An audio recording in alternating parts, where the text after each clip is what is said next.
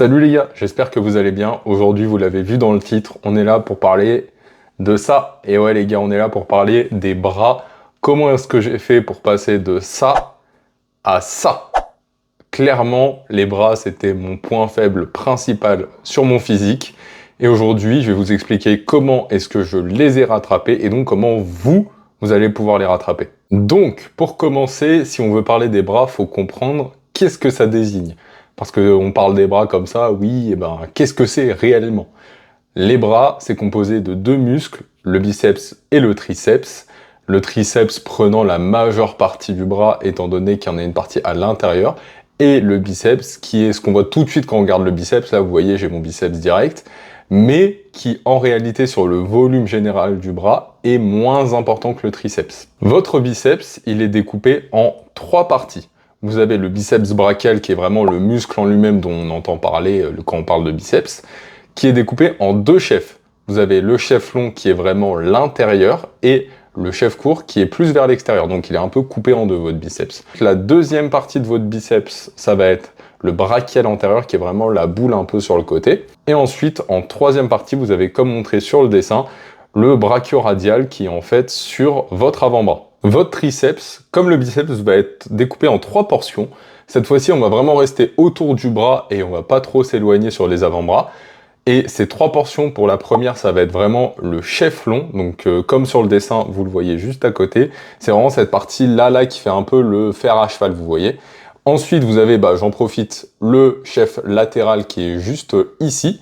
Et enfin, vous avez le chef médial qui est vraiment plus à l'intérieur du triceps et qui va vraiment aider à, en fait, avoir cet effet de volume avec un effet de poussée un peu du triceps. Maintenant qu'on a expliqué un peu comment est composé le biceps et le triceps, il va falloir voir les différences entre les personnes. Parce que oui, si vous voulez avoir des gros bras, certes, va falloir vous entraîner, mais avant, va falloir réfléchir à comment faire votre entraînement. Parce que un mec qui va avoir des biceps longs, un mec qui va avoir des triceps courts et inversement, va pas forcément avoir le même choix d'exercice, les mêmes amplitudes, etc. qu'un mec qui est différent de lui. Donc on est là pour savoir adapter son entraînement avant de vouloir s'entraîner directement. On est là pour optimiser, on est là pour avoir le plus de bénéfices possible. On va pas passer 40 heures par semaine à la salle, donc quand on y va, on est là pour prendre le plus de gains possible. Je vais poursuivre donc par vous montrer les 4 types de muscles que vous pouvez avoir. Donc biceps court, ici, biceps long, triceps court et triceps long. Donc vous voyez les différences en fait vraiment au niveau des attachements. Quand ça va être long, vous allez voir vraiment que le muscle est attaché beaucoup plus bas sur l'os. Donc l'os du bras, c'est l'humérus. Et le triceps, ça va être pareil au niveau du coude et de l'épaule. Les attaches au niveau surtout du coude, en fait, c'est là où on le voit, vont être vraiment plus longues pour un muscle long. Et tout de suite, en fait, ça va rendre souvent pour un muscle long, quand il est au repos, par exemple un biceps long, vous le voyez au repos, il a l'air très gros de base. En fait, une fois que vous le contractez, vous n'avez plus forcément cette impression, en fait, il va pas prendre énormément de volume, alors qu'un biceps court, d'apparence, naturellement, il va pas forcément avoir l'air très gros, alors que quand vous allez contracter, en fait, vous allez avoir le fait qu'il y ait de la place, donc cet effet de pic qui va vraiment beaucoup ressortir, et donc qui va donner vraiment du volume au biceps. Et ça, au niveau de l'entraînement, ça va jouer, étant donné que vous avez donc moins de muscles sur un muscle court qu'un muscle long, donc vous avez des amplitudes, en fait, qu'il va falloir un petit peu adapter, parce que votre tendon, il va être plus long, il va être plus sollicité. Ensuite, on a donc les os. J'ai parlé rapidement du fait que l'os du bras, c'est l'humérus, mais vous avez aussi des avant-bras, parce que quand vous allez faire un mouvement pour vos bras, ça va reposer sur l'avant-bras. Votre main, en fait, elle va faire un trajet pour pouvoir contracter. Donc là, par exemple, le biceps, je fais ce mouvement-là, je contracte mon biceps, et dans l'autre sens, je contracte mon triceps en faisant ce mouvement-là, par exemple. Donc forcément, mon avant-bras va rentrer en jeu. Et donc, les avant-bras sont composés de deux os, qui sont l'ulna et le radius. Et il y a une grande différence à prendre en compte, c'est qu'il y a ce qu'on appelle le valgus. Donc votre avant-bras, en fait, je vais vous mettre une petite photo ici. Votre avant-bras, vous voyez, il peut être vraiment dans un axe droit ou déporté, en fait, de votre avant-bras. Et ça, c'est pareil, votre choix d'exercice et votre exécution va devoir être adapté par rapport à ça. De toute manière, c'est très simple. Si vous voulez voir si vous avez un valgus ou non, il faut juste vous prendre en photo de face en tendant vraiment les bras comme ça. Je parlerai donc de comment adapter ces entraînements si on a les biceps courts longs, les triceps courts longs ou un valgus un peu plus tard dans la vidéo. Donc restez là, attendez, je vous explique ça juste après. Avant de lancer mes points, hop hop hop les gars, je ne vous oublie jamais, je vous vois tous derrière vos écrans. J'attends l'abonnement, le commentaire et le like. C'est très important, comme je le dis toujours, pour référencer les vidéos. Si vous voulez me soutenir, ça vous prendra quelques secondes et ça me fera très plaisir et ça m'aidera beaucoup. Merci d'avance à tous ceux qui le font. Le point 1 va concerner 3 éléments qui sont très importants pour tous vos entraînements. J'en ai déjà parlé dans ma vidéo sur les jambes, n'hésitez pas à aller la voir. C'est le cercle intensité, volume, fréquence. Les 3 sont très fortement liés et il faut absolument se concentrer dessus pour construire votre programme intelligemment et donc pour pouvoir faire grossir vos bras. Premièrement, si vous ne mettez pas d'intensité quand vous entraînez vos bras, vous dites c'est des petits muscles, vous forcez pas, vous gardez de l'énergie sous le pied, vous mettez pas lourd, vous n'allez pas pouvoir les faire grossir. Parce que si vous voulez faire grossir un muscle, il faut mettre de la contrainte mécanique pendant un certain temps avec une charge importante. Si vous ne faites pas ça, vos muscles sont des flemmards, ils ne vont pas bouger. Ensuite, le volume, il va falloir choisir un volume qui soit intelligent. C'est-à-dire que si vous vous dites, ouais, je vais faire 2 séries de curls par semaine, ou vas-y, je vais faire 20 séries de curls par semaine pour faire grossir mes biceps, c'est 2 extrêmes qui ne sont pas du tout adaptés. Il faut adapter ça à vous. C'est-à-dire qu'il va falloir que vous trouviez le volume et que vous le mettiez en place afin de le faire grossir votre biceps. Et pour le triceps, c'est exactement pareil. Donc il ne faut pas aller dans un extrême ou un autre. En fait, il va falloir trouver ce qui vous convient. C'est-à-dire essayer un volume, vous mettez en place un nombre standard, vous mettez 8 séries pour les biceps, 8 séries pour les triceps. Et si vous voyez que vous progressez, et ben vous restez là-dessus. Si vous arrêtez de progresser avec ce volume, ce nombre de séries par semaine, soit vous l'augmentez parce que vous sentez que vous avez encore de la patate, vous avez encore de l'énergie, vous pouvez, ou alors même vous pouvez le diminuer pour certains cas, parce qu'en fait vous n'arrivez pas à récupérer, vous mettez déjà pas mal lourd et vous n'arrivez pas à chercher plus de poids, plus de répétitions, donc à ce moment-là vous allez vraiment adapter ce volume.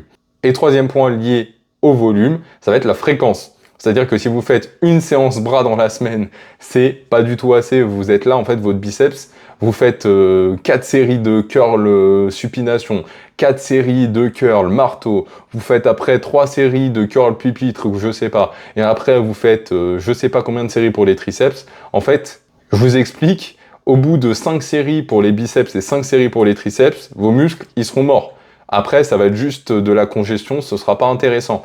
Comme je vous l'ai dit, l'intensité c'est la clé, sauf que après autant de séries, vous pourrez clairement pas mettre aussi lourd ni autant d'intensité qu'au début. C'est pas la peine. Donc, répartissez pour mieux régner. Faire 2 fois les bras par semaine, diviser comme vous le souhaitez après par rapport à votre plan d'entraînement, hein. Mais les diviser, ce sera beaucoup plus intéressant afin de pouvoir mettre plus d'intensité, donc plus de charge, donc des plus gros bras. Parce que je vois trop de gens dans les salles qui sont là à faire les bras avec 5 kilos par main, 10 kilos par main, et qui ont peur de mettre des charges, de mettre lourd, etc. Les gars, votre corps est un flemmard. Je le rappelle, vous êtes des flemmards. Si vous ne mettez pas lourd, il va pas progresser. Donc, pitié, mettez de l'intensité, mettez lourd. Et petit point, je dis lourd, mais c'est lourd pour vous, hein. Si ça fait 6 mois que vous entraînez, je vous demande pas de mettre 20 kilos par main au curl et aux haltères, hein. C'est lourd pour vous. Comme je dis, ici, on est là pour adapter son entraînement à soi. On peut pas demander à un mec qui a 10 ans de muscu derrière lui de mettre les mêmes charges qu'un mec qui a commencé là il y a 3 semaines. Donc, soyez intelligent, adaptez-le à vous. Je voulais rajouter un point et je cherchais un fond noir pour mettre ma voix off et j'ai juste trouvé ça. Est-ce qu'on dirait pas que je vais totalement essayer de vous hypnotiser là les gars ? Je vais quand même rajouter mon point malgré tout, je vais laisser ça parce que c'est vachement drôle. Simple, priorisez l'emplacement de vos exercices bras dans vos séances. Vous avez un retard sur les bras, vous commencez votre séance par les bras. C'est le cas pour tous les points faibles. Commencez par votre point faible. Deuxième point, le choix des exercices. Clairement, tout le monde ne peut pas faire les mêmes exercices étant donné que tout le monde n'est pas fait pareil. Et tout le monde n'a pas les mêmes affinités également sur des exercices. Il y a un mec qui peut adorer faire les biceps sur une machine et un autre qui peut adorer les faire au poids libre. Et l'adhérence, c'est très important dans votre séance. Si vous aimez ce que vous faites, forcément vous le ferez mieux que si vous détestez ça. Donc je préfère qu'un mec adore son exercice, qui donne tout dessus, même s'il y a un exercice qui serait peut-être un petit peu plus adapté. Mais en fait, si cet exercice-là un peu plus adapté, il l'aime pas, il va pas le faire aussi bien. Donc c'est pas la peine. L'adhérence, c'est super important les gars. Adhérez et aimez ce que vous faites. Et donc, choisissez des exercices également qui sont adaptés par rapport à comment vos bras sont faits. C'est-à-dire que si, comme je l'ai dit juste avant, vous avez un valgus qui est important, vous n'allez pas me faire du curl à la barre parce que ça va vous détruire. Vous allez vite voir au bout de 2-3 semaines, vous allez avoir super mal à l'ulna et au radius. Donc, ce ne sera pas du tout optimal pour pouvoir progresser et surcharger sur cet exercice. Donc, faites ça avec des haltères, par exemple, si vous avez un valgus, ou même il y a des machines qui existent. Si vous avez un biceps court, vous n'allez pas forcément faire des mouvements avec des machines où vous avez une énorme amplitude et où vous ne pouvez pas modifier l'amplitude. Donc, choisissez des exercices par rapport à comment est-ce que vous êtes fait. Donc, choisissez des exercices qui vont vous permettre d'avoir un maximum de gains sans mettre trop de tension sur vos muscles. Par exemple, j'ai un mec qui a des biceps courts et un super pic du biceps. Forcément, il n'a pas besoin de faire des mouvements avec le coude en avant comme du curl pupille parce qu'en fait, il a déjà une prédominance de cette partie du biceps. Mais du coup, il va plutôt aller taper sur du biceps du brachial antérieur où il va aller faire du curl marteau pour vraiment donner cette épaisseur parce qu'il aura moins cet effet-là avec le biceps court. Ou un mec avec les triceps courts, il va aller chercher à bosser vraiment le chef long pour vraiment donner de l'épaisseur et de la largeur à son bras, étant donné que son triceps va pas forcément ressortir de base vu qu'il est assez court. Et donc pour ça, il peut me faire du skull crusher par exemple. Pareil, ça c'est un truc qui est négligé. Troisième point, faire des mouvements polyarticulaires est lourd. Parce que les gars, comme je l'ai dit dans le premier point, mettre du poids, ça fait partie des facteurs importants. Mettre une charge qui est importante, il faut mettre une forte contrainte sur votre muscle. Donc mettez lourd, n'ayez pas peur de ça, dans la limite du raisonnable, comme je l'ai dit. Et comme je l'ai dit également, faites des exos polyarticulaires. Parce que ça va vous aider à mettre plus lourd, donc plus de tension, donc plus de gains. C'est-à-dire des dips, du développé couché, qu'est-ce que vous avez? Des tirages. Les tirages pour les biceps, c'est trop sous-coté. Du tirage poitrine en supination, par exemple, des tractions en supination. Vos biceps, si vous avez des biceps qui sont pas très forts de base, faire des mouvements polyarticulaires, ça peut être super intéressant. Personnellement, j'ai fait du tirage poitrine en supination, ça m'a beaucoup aidé sur mes biceps. Quatrième point, ça va être l'exécution de vos mouvements. Si vous commencez par me faire des demi-mouvements, c'est normal en fait que vos biceps ou vos triceps ne soient pas assez développés. C'est qu'on est là pour chercher une amplitude la plus grande possible par rapport à vous, à comment vous êtes fait. Si vous avez un triceps ou un biceps court, je vous demande pas d'aller jusqu'au bout du mouvement, jusqu'en bas quand vous avez le biceps court et jusqu'au bout quand vous avez le triceps court, parce que forcément ça va mettre une contrainte assez forte sur les tendons et si vous n'avez pas l'habitude, ce n'est pas forcément une bonne idée. Mais d'aller chercher le maximum d'amplitude que vous pouvez, étant donné que votre muscle, on est là pour lui mettre la plus grande tension sur le plus grand temps possible pour le faire grossir. Donc, ne négligez pas ça, on veut des mouvements complets, le plus complet possible en amplitude.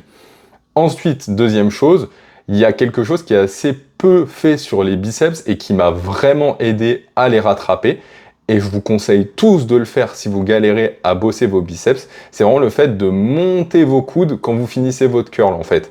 Parce que votre biceps, il va vraiment être complètement contracté quand vous allez être en haut parce qu'il est rattaché au niveau de l'épaule. Il va vraiment être au maximum de la contraction en haut. Donc en fait, vous allez chercher l'amplitude la plus complète possible et c'est ce qu'on veut comme je l'ai dit juste avant. Même si au début, je vous demande pas de le faire avec 80 kg si vous n'avez pas l'habitude, mais prenez cette habitude de faire un mouvement complet parce que votre triceps, c'est comme votre biceps. Plus vous allez avoir une bande d'amplitude, plus vous allez avoir de gains musculaires. Je vous vois les gars, si vous faites des dips à 80 kg mais que vous faites des demi-mouvements et que vous me dites ouais bah c'est bon j'ai fait un mouvement complet avec 10 kg, je m'en fous. Moi je veux que vous fassiez des dips à 80 kg avec un mouvement complet. Et petit point pour ceux qui ont les biceps courts, c'est pas parce que vous avez les biceps courts, par contre, il faut absolument psychoter. Et quand vous faites un curl, faut pas descendre jusqu'en bas. À un moment, faut le renforcer votre tendon aussi, et faut que votre muscle il soit prêt à mettre de la tension dès le bas de votre mouvement. Donc je vous demande pas directement de bam, je prends 20 kg par bras et je fais un mouvement tout complet jusqu'en bas, mais habituez-vous à le faire. Habituez-vous à le faire, à faire la plus grande amplitude que vous pouvez. Je le précise, que vous pouvez. Le cinquième et avant-dernier point, ça va être de ne pas perdre son temps avec de la merde. Qu'est-ce que j'appelle de la merde?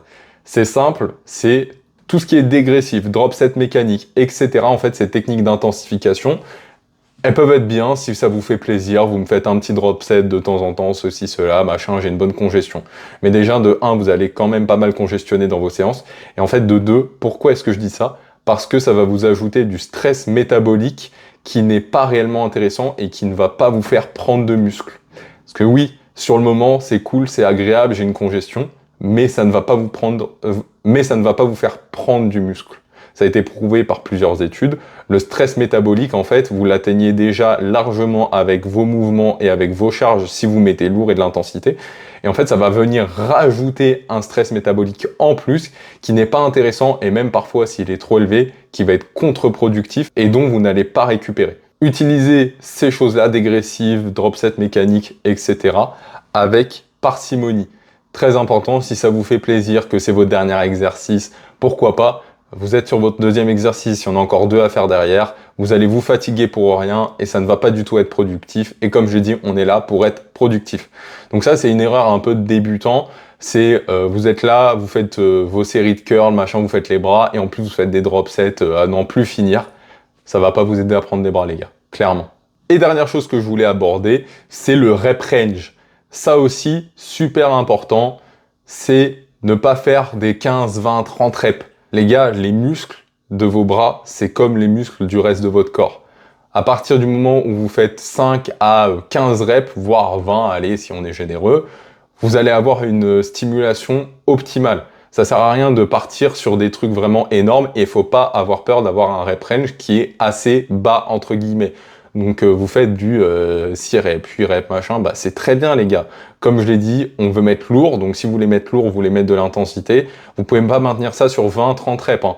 Donc n'ayez pas peur d'avoir un rep range qui soit assez bas. Et donc le 6e et dernier point pour finir la vidéo, merci à ceux qui sont restés jusque là déjà, eh ben arrêtez de vous branler. Je l'ai dit, l'intensité c'est la clé, on veut intense ou tension maximale, avec une vraie amplitude, avec du poids et avec beaucoup d'intensité. Donc, mettez de l'intensité. C'est ça qui m'a clairement permis de rattraper mes bras. C'est ça vraiment le point clé, en fait. C'est ça le truc qui m'a vraiment aidé.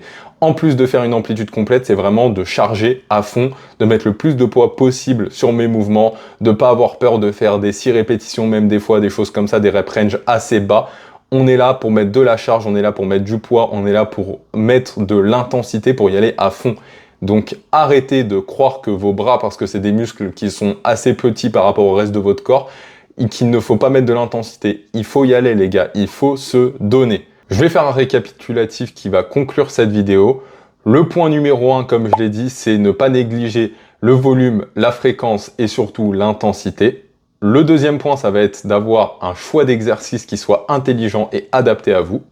Le troisième point, ça va être de ne pas négliger les exos polyarticulaires et le fait de mettre des charges lourdes sur vos exercices. Le quatrième point, c'est le fait de ne pas négliger son exécution et surtout d'avoir une exécution complète qui soit optimale pour vous. Le cinquième point, ça va être donc de ne pas perdre son temps sur des rep range qui soient trop hauts, donc des échelles de répétition, des 20, 30, 40 reps et plus, imaginons même. Et également de ne pas perdre son temps et son énergie, donc ne pas faire trop de dégressives, de drop set mécaniques, etc. parce que ça va induire une fatigue qui est trop importante et pas si utile pour la croissance musculaire. Et le 6e et dernier point, l'intensité. Mettez lourd et mettez de l'intensité, il faut que ce soit dur, bordel. Maintenant les gars, je vous laisse, j'espère que ça vous aidera à avoir des gros bras comme moi. Je vous souhaite une bonne journée, à la prochaine.